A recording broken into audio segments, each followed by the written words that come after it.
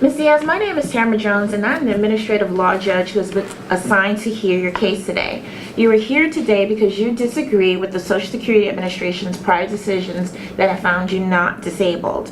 I am not bound by any of the prior decisions. My job today is to make a brand new decision that will be based upon the evidence in the file and your testimony today. I see that you have come today with your representative, who I would ask to enter his appearance for the record. Thank you, Your Honor. My name is Ricky Stern. I'm a non-attorney representative today for Ms. Marie Diaz, Title II and 16 disability claims. Thank you, Mr. Stern. Also today, Ms. Diaz, we have our vocational expert, Mr. George Hernandez. Mr. Hernandez is an expert in jobs, and should I have some questions about work, I will be turning to him to answer those questions. Finally, we have our hearing reporter, Martha Rincon. She will be responsible for taking some typewritten notes that will help me later on when rendering my decision. Although the recording equipment is recording your voice, it does not amplify it. Therefore, please make sure that you speak up. Mr. Stern, I am prepared to enter into evidence exhibits 1A through 4A, 1B through 7B, 1D through 5D, 1E through 7E, and 1F through 12F. Do you have any objections to any of the exhibits being entered into evidence? No objection, Your Honor. Thank you. Have you had an opportunity to discuss the issues with your client, and do you waive a more formal reading of the issues? Yes, I do, Your Honor. Thank you. Thank you, Mr. Stern. While this is an informal hearing where the rules of evidence are relaxed, I do have to swear Ms. Diaz and Mr. Hernandez in. If you would both raise your right hand to be sworn in at this time. Do you each swear or affirm under penalty of perjury that the testimony that you will provide will be the truth and nothing but the truth? Yes, Your Honor. I do. Thank you. Mr. Stern, would you like to make an opening statement? Yes, thank you, Your Honor.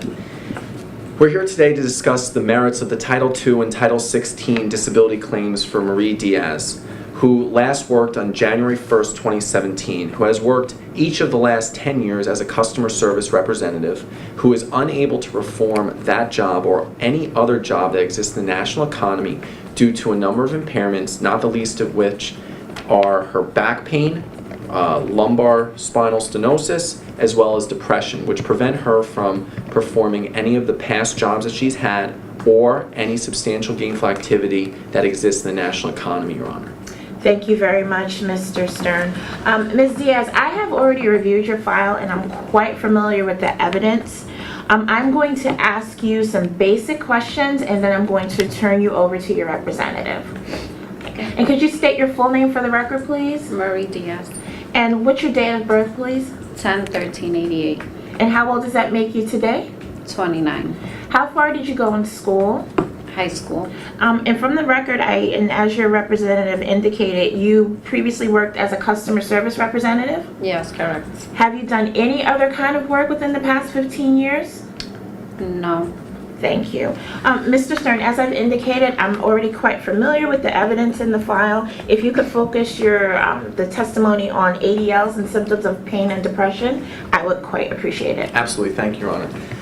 Okay, good morning, Ms. Diaz. I want to start by asking you some questions, as the judge mentioned, about your daily activities and some of your daily routines. So, I want you to answer the question I'm asking you directly and completely, as many details as you like, but only the question I'm asking you, okay? So let's start with the basics. So who do you live with? I live with my daughters and my mom. Okay, how many daughters do you have? 3, Okay, and their ages? 13, 10, and 8. Okay. So when you do cook for them and take care of them on their daily needs, or are they pretty self-sufficient? I still have to do stuff for them, but my mom helps me out a lot because I'm not able to stand for too long while I'm cooking and definitely not cleaning. Sure. So let's start with some of the tasks from beginning of the time you wake up. So in terms of bathing and showering and some of your daily necessities, combing your hair and so forth, can you walk us through a little bit of your routine? Do you have a problem with that? How long does it take you to do those things in the morning? Well, I wake up the girls, they get ready by themselves. Then I'm home all day. I try to cook lunch. Doing my hair is I never really do my hair. I just leave it the way it is. I'm able to shower on my own and put my clothes on, but I like to wear comfortable clothes. Anything easy to put on, I'm able to do. Sure. Aside from that, my mom helps me with the cleaning, the laundry, because I have a hard time, focusing, getting things done completely. How about grocery shopping? How is that done? My mom is the one that usually does that. I don't like to go out much. I see. So, and what about any kind of yard work or housework? How is that done? My mom is the one that's usually on top of it. I may help her here and there. If there's something, thrown on the floor. Maybe I'll pick it up. But I'm usually in my room because sometimes I feel very down. I'll be okay 1 second and then other times. Describe a little bit about where you live. Is it an apartment, a house, mobile home? It's an apartment. Got it. Now, as far as, where's the mailbox in terms of your home? It's downstairs. Got it. Now, are you able to go down and get the mail yourself? Is that a distance you can manage? I can manage it. I just don't do it. Okay. Now, how about reminders to take your medicines? Does anybody need to remind you to take any of your meds? Definitely. Okay, My who mom. does that? Your mom does that. Yeah. Is your mom with you a lot during the day, would you say?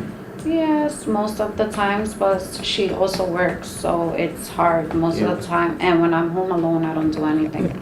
I just watch some TV, and also I've been having back pain, so I try to sit as much as I can. And when I'm tired, I get up for a little bit, try to do something at home, but then I can't stand for long. So, in terms of your ability to sit, how long would you say that you're able to sit down before the pain is so bad that you have to get up?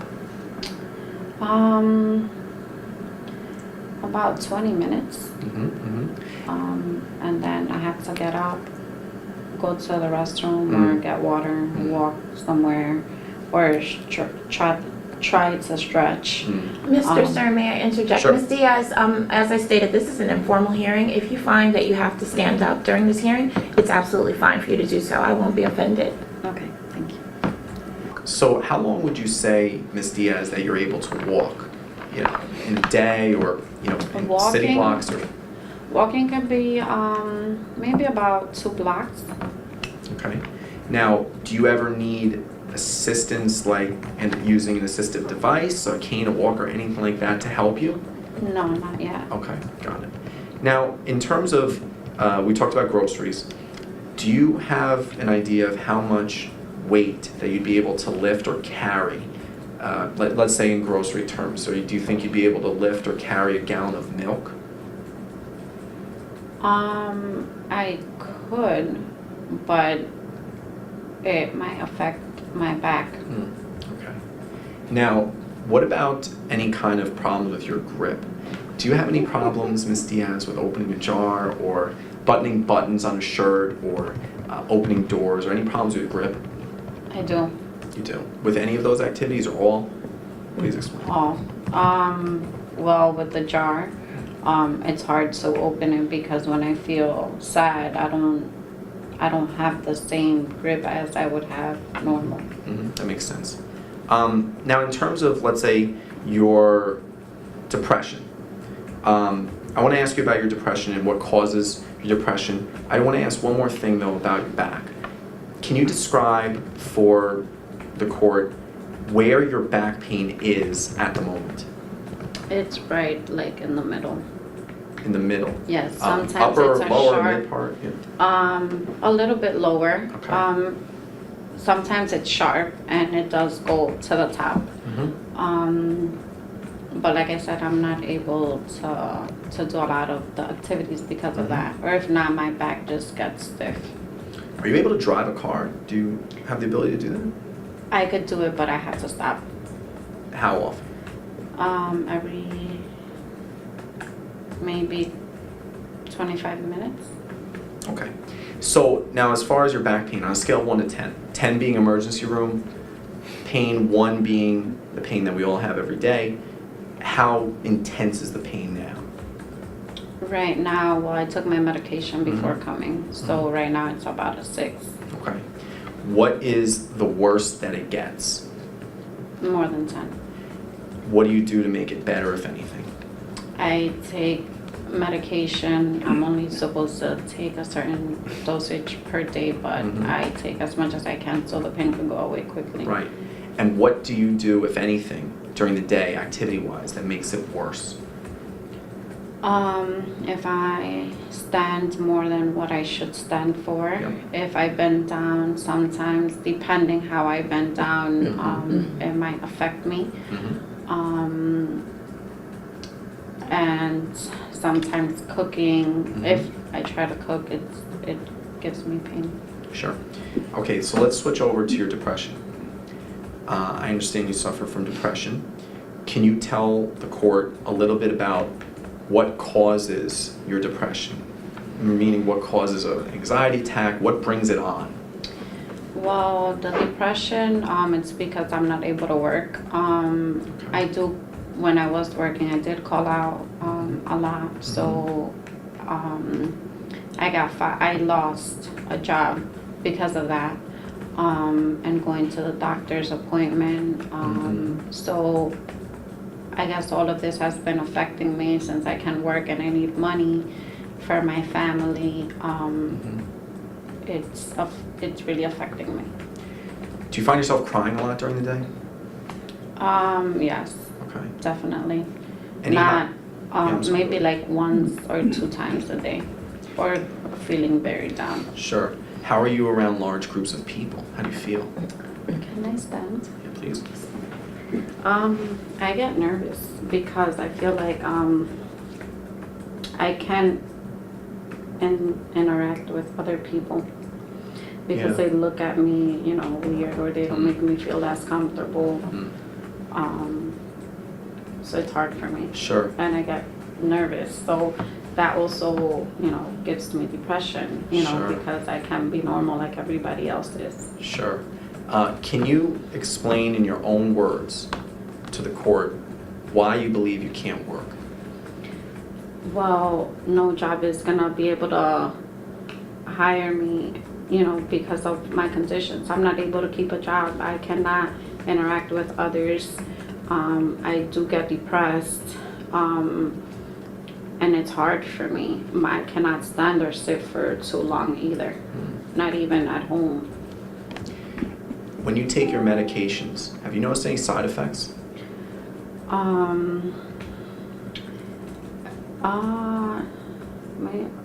Not so much. Okay. And finally, can you describe for us a typical day in your life from the time you wake up to the time you go to sleep? I wake up, my daughters, tell them to get ready. My mom helps them with their breakfast.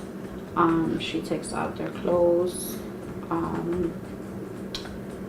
I try to at least brush their hair, but since I'm always so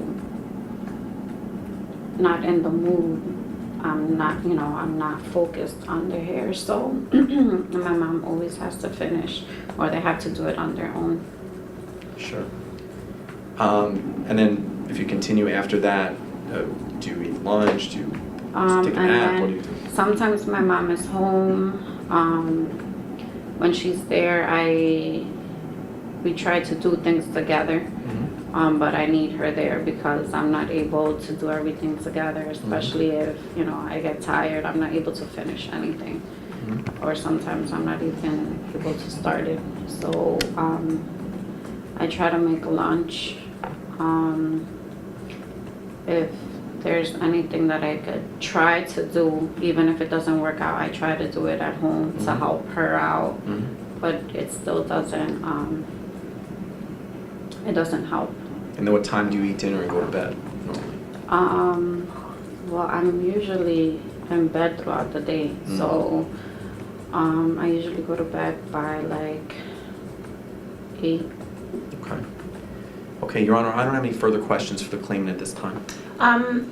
Ms. Diaz, I just have one question, and Mr. Stern, I'm looking at Exhibit 5E. Okay. You prepared a medication list before this hearing, and I understand that you were taking morphine, Lexapro, and Xanax. Are you still taking those medications? Yes. Okay, thank you.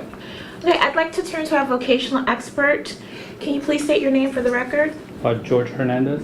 Thank you, Mr. Hernandez. You and I have not discussed this case prior to the hearing today, correct? Correct, Your Honor. Do you have any knowledge of this claim or the claimant outside of the proceedings today? No, Your Honor. Thank you. Mr. Stern, Mr. Hernandez's resume appears in the record at Exhibit 6E. Do you have any objections with Mr. Hernandez serving as a vocational expert today? No objection, Your Honor. Mr. Hernandez, can you please classify Ms. Diaz's past relevant work? Yes, Your Honor. As customer service representative, DOT code 241.367-014, perform as sedentary level as SVP 5. Thank you, Mr. Hernandez. I would like for you to assume an individual who is the same age of the claimant and has the same education and work experience. Let's assume that this individual is limited to sedentary work. However, let's add the following limitations: no bending or stooping. Due to pain and depression, this individual will be off task approximately 15% of the day.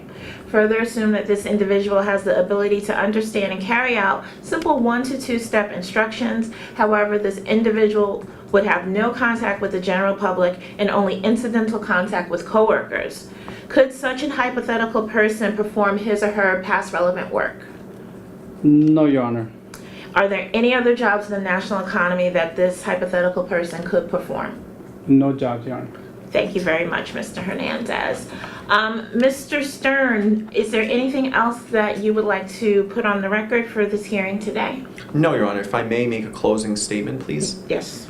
So based on the testimony today from Ms. Diaz, as well as the testimony from Mr. Hernandez, the vocational expert, matching the medical records diagnosis in the file as presently constituted, I believe that Ms. Diaz is unable to perform her past relevant work as a customer service representative, and further is unable to perform any job that exists in the national economy, and should be found fully disabled as of her onset date, January 1st, 2017.